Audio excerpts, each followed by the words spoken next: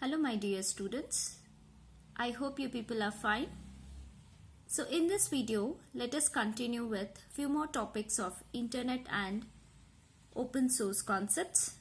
In our previous video, we had already completed with some of the criterias of open source software. We have seen what is the difference between OSS and free software. What does FLOSS stand for? Certain organizations like GNU, FSF and OSI.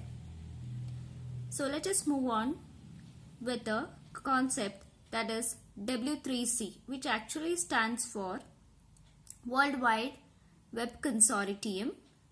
It is the consortium that is responsible for producing the software standards for World Wide Web. That means this World Wide Web was actually been created in October 1994 by the Tim Berners-Lee in order to lead the World Wide Web to its fullest potential. Certain common protocols were being developed, like hypertext transfer protocol, that promotes its evolution and it ensures the interoperability. That means this consortium, W3C consortium, supported the World Wide Web in order to have its evolution and ensure its interoperability. Interoperability means it's the ability of the computer system or the software in order to exchange or make use of the information available in the particular software to the public through the World Wide Web. So it was making all those softwares available to the public with the help of World Wide Web. The standards were being set by the W3C consortium. Moving on to the next topic, that is what is proprietary software. A very interesting one. Proprietary software is the kind of a software that is neither open nor it is freely available. You can say that it's a licensed software. Its use is regulated and it is distributed, and modification is completely forbidden. That requires certain special kind of permission from the developer or the vendor. Proprietary software is a kind of a software, neither it's an open source. Open source means that allows you to download the source code, isn't it? It's neither the open source nor it is freely available. That means it is completely a kind of fee-based. It is proprietary software where the distribution and modifications are completely forbidden, means it is not allowed to make any kind of modifications. Neither you cannot sell the software to anybody. If you want to do so, you have to require the permission from the suppliers or the developers. I can give an example like Adobe Photoshop, Windows, WinRAR.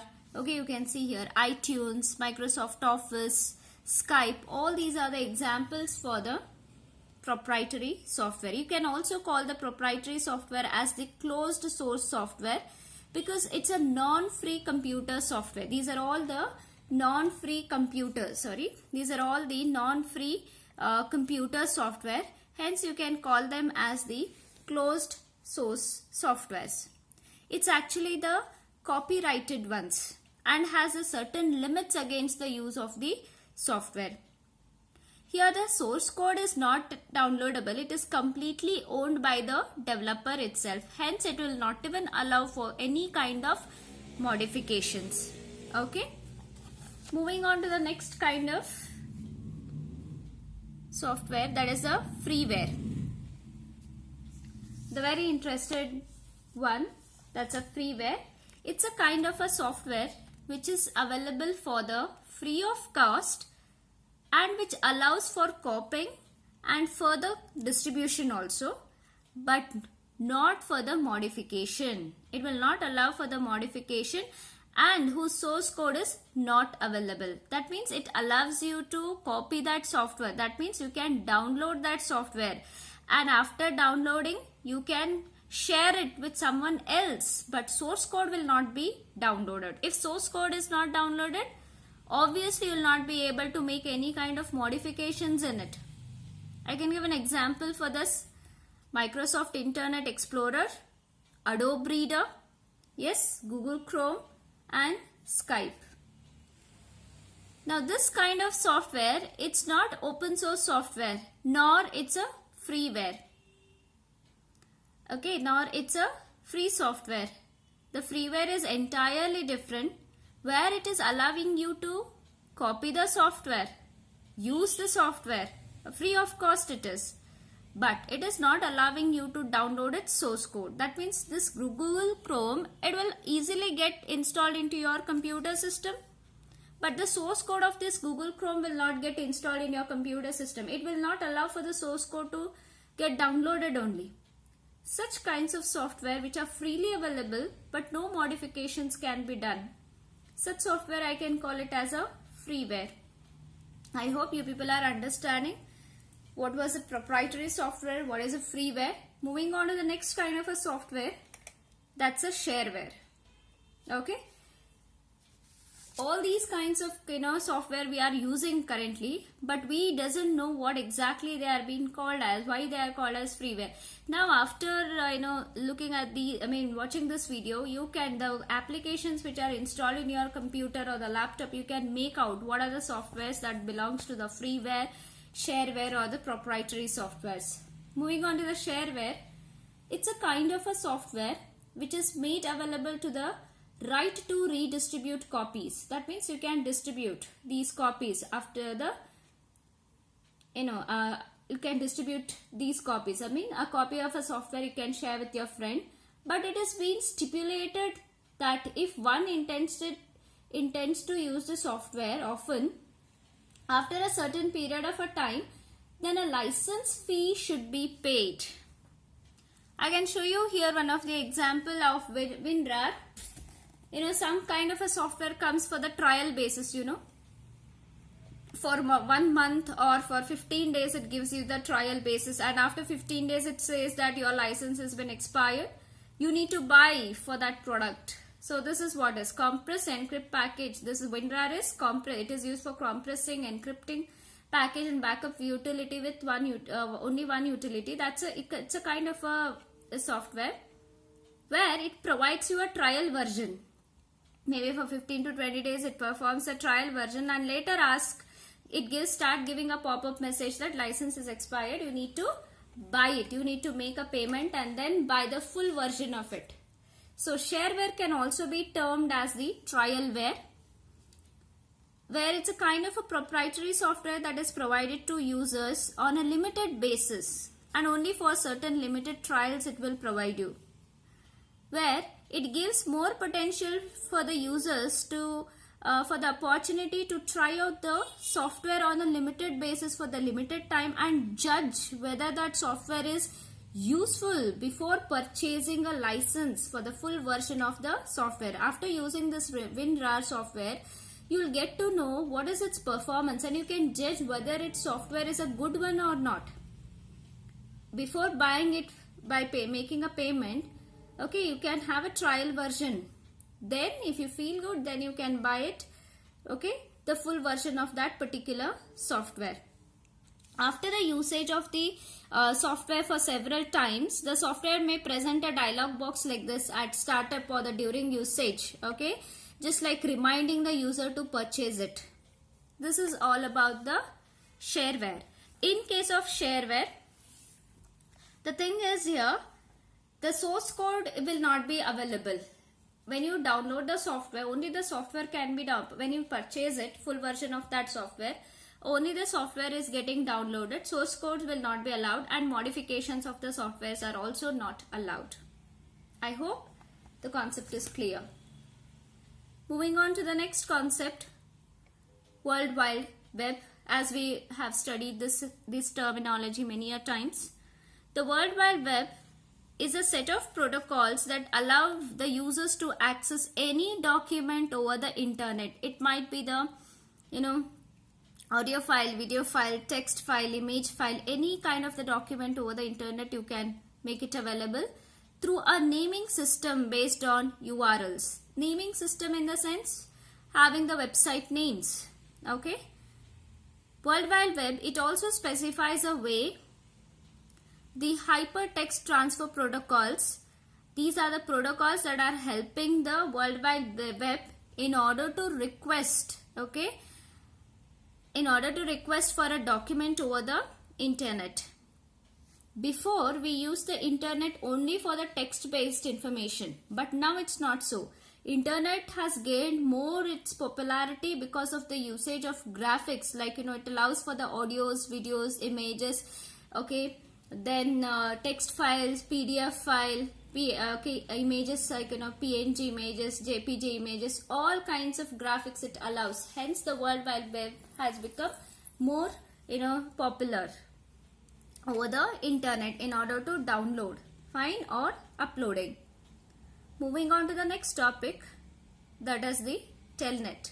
So Telnet is again a protocol, like in how World Wide Web hypertext transfer protocol is the basic protocol that was helping the World Wide Web. That means in order to access any kind of documents over the internet, hypertext transfer protocol is helping. The same way, the another protocol that is helping the World Wide Web is the Telnet.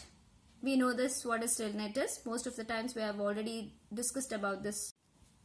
Telnet is a kind of internet utility that allows you to log on to the remote computer system. So most of the times we have already discussed what is this Telnet. It's an internet utility in the sense it is one of the internet feature that helps the users to log on to the remote computer system. For an example, work from home. Any person who is working from home, he or she needs to get an access to the computer system which is there in their office. They will be usually given with the login details. Okay. So when they request to access the computer system from their office, a command prompt will be there. Okay, a login page command prompt will appear on their system. They have to put all their credentials. Okay, and once if the request is sent, it will be matched. If the credentials are correct, then that particular person, he or she, will be provided with an access to the computer system in their office. Now who is helping in all these is the Telnet protocol. This Telnet protocol, it actually gives a character based terminal window on another system. That's what I said. So it will, whenever the request has been made, it provides a command prompt with the login details. So if you are providing, it will provide you the access. Example, you will usually get a login prompt on that system. If you have permitted the access, you can work on that particular system in your office. And it doesn't make makes you any kind of difference that you are working at home, okay, or if you are working at the office. The access level will be the same. And one more software example I can give of the software, TeamViewer. TeamViewer is also, that is kind of makes use of extensive use of Telnet. Think that I'm in Hubli, one of my friend is in Bangalore, and if I'm facing any of the problem in my computer system, then through the help of this TeamViewer software, if we share the IP address, directly he can able to get complete access on my computer system. Even though I'm physically present just before my system, he can open my folders in my computer system. He can access all the documents from my computer system. Now how this is happening is because of Telnet protocol that helps you to log in onto the remote system. What is this remote system? Any system where we cannot physically go and access the contents. Through certain protocol, if we need to access, then that it is a Telnet protocol which is helping you to access such kinds of resources on the another computer system. The Telnet also helps to connect to the thousands of catalogs at libraries around the world. Now, what is this library catalog? Is nothing but it's a kind of database that allows you to search for certain things like maybe books, journals, magazines, okay, any kind of government documents, etc. So such kinds of, you can even search for those documents over the internet by making use of the Telnet protocol. Moving on to the next one, that's a web browser. We all know what a web browser is. So web browser is a World Wide Web client. That means a web browser is a World Wide Web software that helps you to navigate through the World Wide Web, and it actually displays the web pages which are being requested by the user over the internet. Isn't it through the maybe Chrome? I have the web browser Chrome in my computer system. So as in I open my web browser, okay, with the help of World Wide Web, I will start typing what I need. I'll request for facebook.com. So this web browser will navigate to the Facebook server, then it displays, then it provides a response to me and then displays a web page, that is a login web page of that facebook.com. Isn't it? Examples, like Internet Explorer, Google Chrome, Mozilla, Opera, Safari, Netscape Navigator. These are some of the examples for the web browser. Moving on to the next one topic, that's the web server. So web server also we have discussed many times. So web server is a kind of a World Wide Web server that actually responds to the request made by the web browser. Okay, so you can see here the web browser right now present here is Chrome. Whatever the web browser is providing the request, it reaches to the server here, web server, and web server responds back to the web browser. Now in web browser, who is actually making the requesting? It's the users. Whatever the user requests to the web server through the web browser, maybe any of the website it might be, or any of the applications like Facebook, YouTube, Yahoo, whatever it is, the web server will respond back to the web browser, but in the form of web page itself. Okay, I hope the concepts are clear to you. In our next video, with a few more topics we will discuss. Till that, take care of yourself. Thank you, students.